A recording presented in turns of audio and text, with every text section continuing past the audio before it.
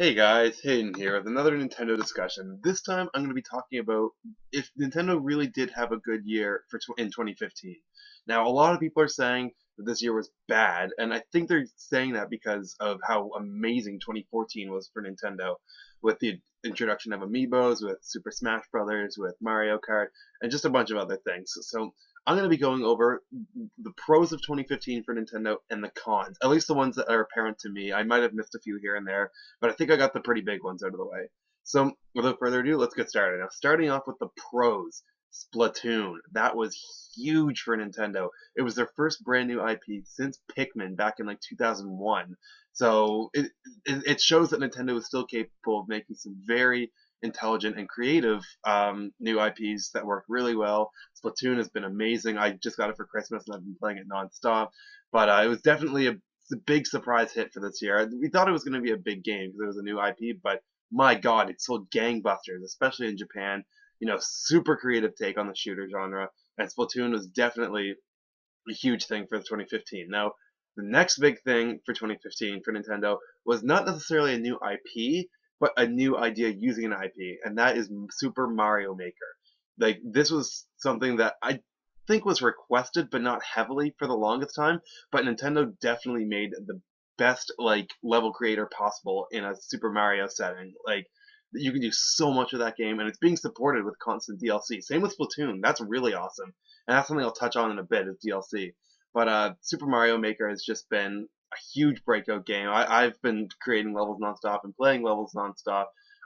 If you didn't check out my Shovel Knight level, definitely check it out. I made a video about it the other day, but it's really cool. It's just so many things you can do with that. Like when I first saw it, like unveiled at E3, like I think it was like 2 years ago or something. I was like, oh, whatever. It's a Mario creator, okay. But my God, is it ever? It's very robust, very deep, and Mario Maker was definitely another big seller along with Splatoon this year.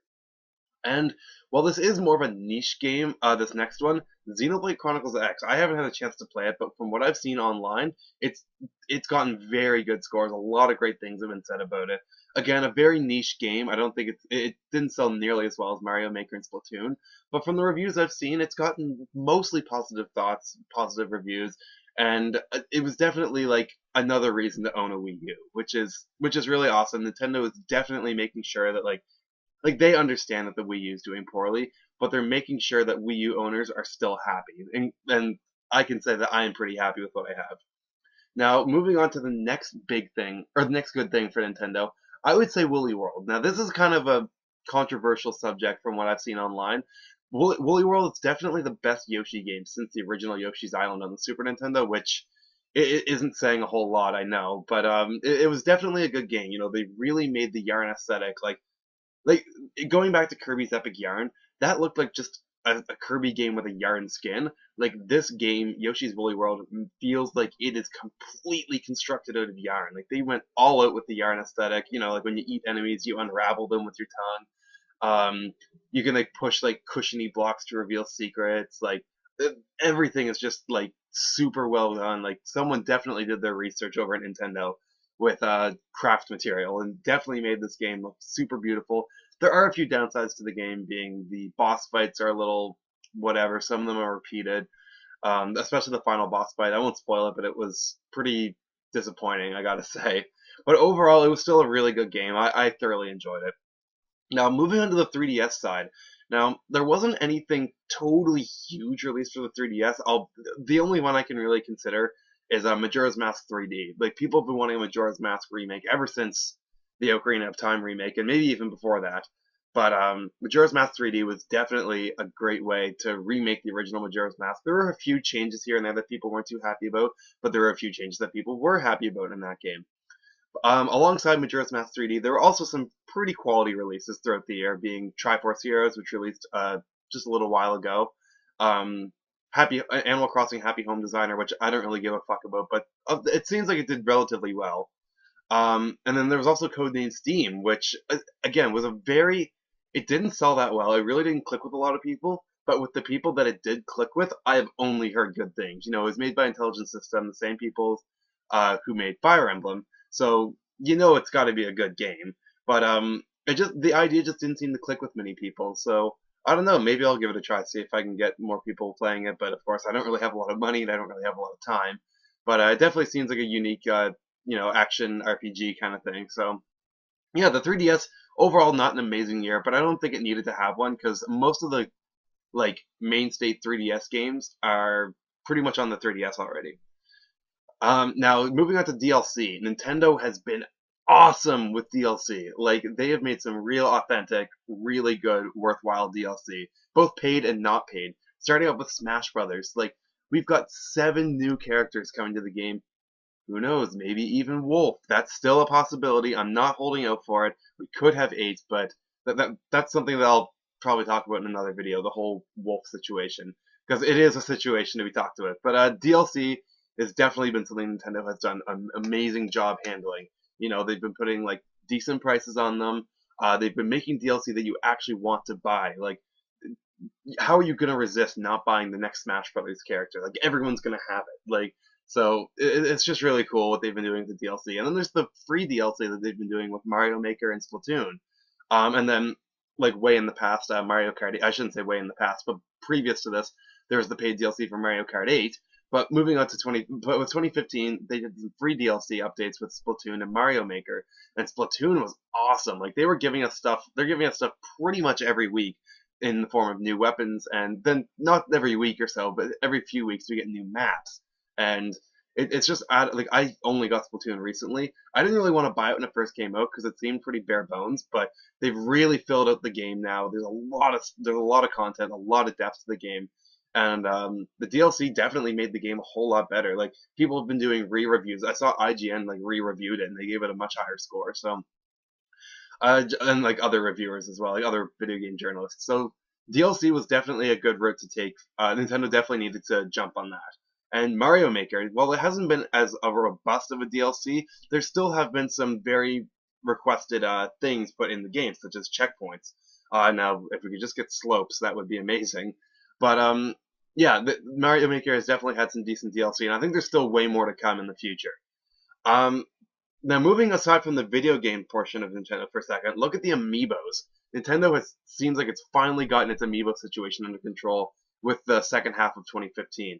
Like, I can walk into, like, I don't live in a very populated area. I live in a pretty small area, so we don't have very big stores. I can walk into my local Walmart, my local EB Games, and find any amiibo I want pretty much. Like, they're doing a super amazing job with restocking now, so that's a really good thing. And it's not just here, like in other places in the world. Like I'm seeing pictures all the time now of just all these different stores, like just fully stocked with all these different amiibo. So if you're an amiibo hunter, now is the time to be one, including myself. I only have a few left to collect.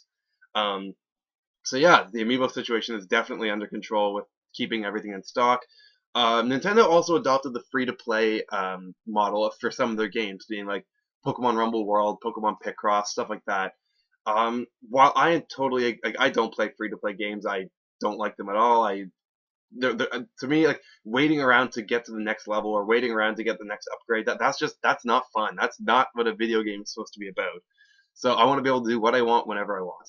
With that said, it was a smart decision for Nintendo. There's a lot of money to be made with free to play games with in-game transactions, and it's not like they're targeting these at their main audience, like the people who like the main Nintendo games, like Mario, Zelda, Metroid.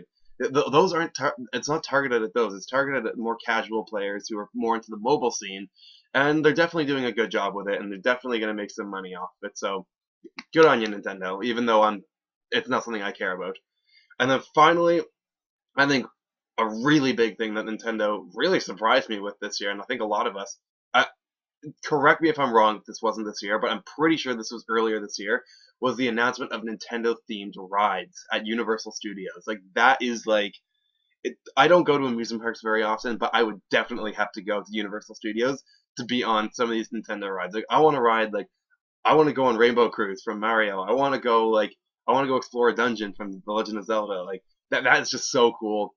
I know it's going to be a long time before we really get any solid news on that stuff because let's be real, it's an amusement park. It takes a long time to make, and it's probably going to be at least 2 years or something before we can even get some like solid information on these attractions. But that was a really big thing for Nintendo. Like they definitely did a good job with expanding their IPs to different forms, such as amusement parks. And I think there's like that Mario movie that Sony's making or something like that. That was a long time ago that we heard about that. That was like over a year ago, I think. But maybe not that long ago, but I don't know. But Nintendo's done a great job expanding their IP, and while the games weren't as big as 2014's games, such as Mario Kart and Super Smash Bros., there was definitely still some really good games to find this year, and some important games. Like, I can't stress that enough. Like, the fact that Nintendo came out with a brand new IP this year, being Splatoon, a very capable and confident IP. Like, I can't wait to see what they do with Splatoon and what other kind of IPs they come up with. And Mario Maker. It's a very unique concept. Again, it's not a new IP per se, but it's a very unique concept that can kind of, start a whole like subgenre of Mario or of Maker thing. So like, I would love a 2D Metroid Maker or a 2D Zelda Maker. You could use like A Link to the Past. You could use Minish Cap, the original Legend of Zelda theme. Just a lot of cool things they could do with the makers. So now, the 2015 wasn't perfect like any year. There are definitely some cons that came with this year. And starting off was games such as Mario Tennis and Amiibo Festival. Let's be real, Nintendo dropped the fucking ball with the end of the year lineup for their games. Like, those were games that, like, just awful games. I didn't play any of them myself, but, like, they're like $60 games, and maybe not Amiibo Festival. I think Mario Tennis is like $60, and it's like the most bare bones game. Like Nintendo does not release bad games. Like, they'll release games that like are controversial in like their gameplay and like their like structure, but like these games were just flat out bad. Like, they were just bad games. Like, they were lazy, rushed, and like just so they could have something for the holidays. And I think it's safe to say that they were both just terrible, terrible games. Um, yeah, not really anything, no content there, nothing to keep you entertained. But so yeah, that's definitely one big con that stands out for 2015 this year. Another big con was none of the big series for Nintendo got like mainstream releases. So there was no like Super Mario game, like there was no like new 3D Mario game. There was no Legend of Zelda. There was no main series Legend of Zelda game. I know there was a remake of Majora's Mask and there was Triforce Heroes, but those one was a remake and one was a spin-off. So they weren't main series games. There's no new Metroid game, and Federation Force. That's something I'll touch on in another video. But because I am going to be doing after this, I'm going to be doing a 2016 like what's to come in 2016 kind of video. But I'm sticking with this video for now. But yeah, there's no new Metroid game. Star Fox got delayed to next year. No new Pokemon game this year. Although I think that's not a bad thing because we've gotten a new Pokemon game every year since Pokemon Platinum. There was Platinum in 2009, Heart Gold Soul Silver 2010, Black and White in 2011. In 2012, we got Black and White 2. In 2013, we got X and Y. And in 2014, we got Omega Ruby and Alpha Sapphire.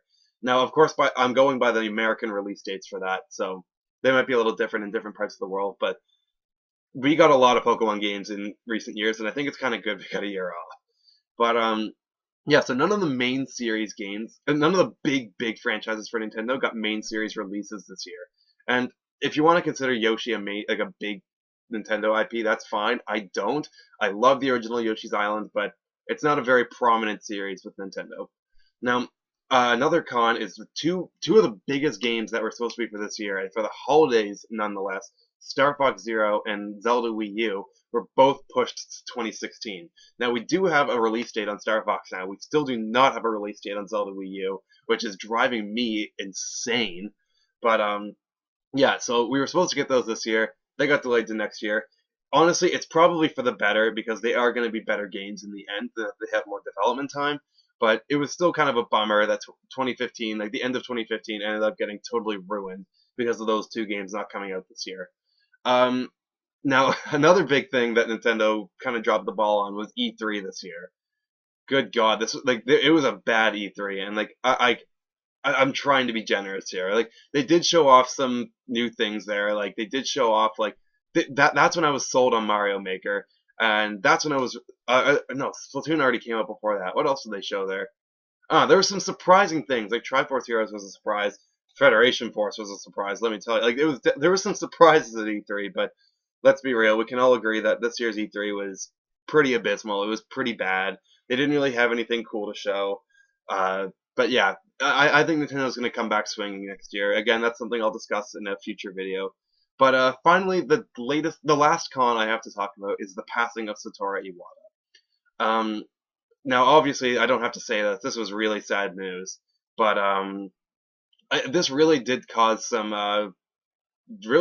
chaos with Nintendo. It's evident in the fact that we didn't see any Nintendo Directs between June being E3's digital event and or Nintendo's E3 digital event, and then we didn't get our next Direct until mid-November. So there was definitely some chaos with Nintendo in production, in management, all that stuff, because Nintendo kind of went under the radar for a while. You know, they were kind of like releasing little trailers and pictures here and there of stuff, but oh, oh my goodness, I can't believe I forgot this. Another pro for 2015. I have notes here. This wasn't even in my notes.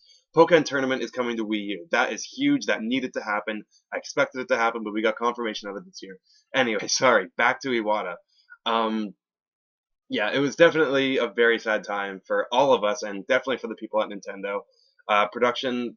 I don't know if it slowed down per se, but there was definitely some uncertainty as to what was going on in those few months there. So that was pretty much all I had to say on the cons. Just the passing of Iwata really hit everyone hard, whether you're a Nintendo fan or a Nintendo employee. So if I had to give 2015 a rating out of 10, I would probably give it like an 8.5 out of 10. There's some awesome things to come out of 2015, but there's definitely excuse me, definitely some things holding 2015 back from being a really big megaton year. But overall, a very good year for Nintendo, in my opinion. Um, again, 2014 I think still was a little better, but I'm actually pretty excited for 2015. 2015 is seeming actually pretty promising.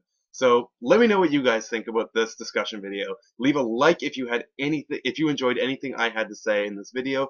Tell me in the comments what you think about 2015, and don't forget to subscribe to my channel for more Nintendo discussions, including one on what 2016 has to come. But I'll be talking about that, like all the things I'm excited for, not really excited for, all that stuff.